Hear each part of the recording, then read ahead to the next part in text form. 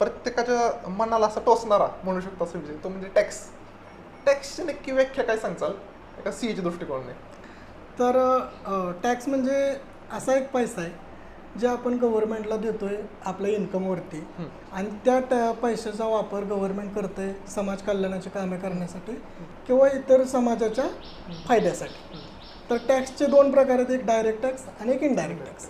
Direct tax म्हणजे की जो तुमच्यावरतीच लावला जातो आणि तो तुम्हालाच भरायचा आहे, तुम्ही त्याचं बर्डन दुसऱ्यावरती पास ऑन करू शकत नाही. आणि इनडायरेक्ट टॅक्स म्हणजे काय, तर तुम्ही त्याचं बर्डन तो तुमच्याकडून घेतला नाही जात आहे, तुम्ही फक्त ते दुसऱ्या माणसाला देता आणि तो दुसरा माणूस गव्हर्नमेंटला जमा करतोय. जर डायरेक्ट टॅक्सचं उदाहरण म्हटलं तर आपला जो इन्कम टॅक्स आहे तो डायरेक्ट टॅक्स, आणि इनडायरेक्ट टॅक्सचं जे उदाहरण म्हटलं तर जीएसटी.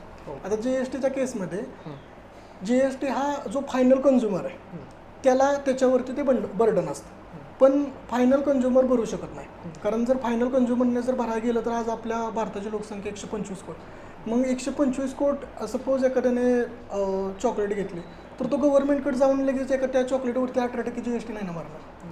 मग ह्याच्यासाठी जे दुकानदार आहेत मग त्यांच्याकडे हजारो कस्टमर येतात. मग या हजारो कस्टमरला पकडण्याऐवजी एक दुकानदारच पकडला तर ते गव्हर्नमेंटला थोडं सुटेबल जातं. म्हणून गव्हर्नमेंट काय करते, आपला टॅक्स परंतु ते दुकानदार थ्रू कलेक्ट करते, म्हणून त्याला इनडायरेक्ट टॅक्स म्हणतात. संपूर्ण व्हिडिओ पाहण्यासाठी आमच्या यूट्यूब चॅनलला भेट द्या.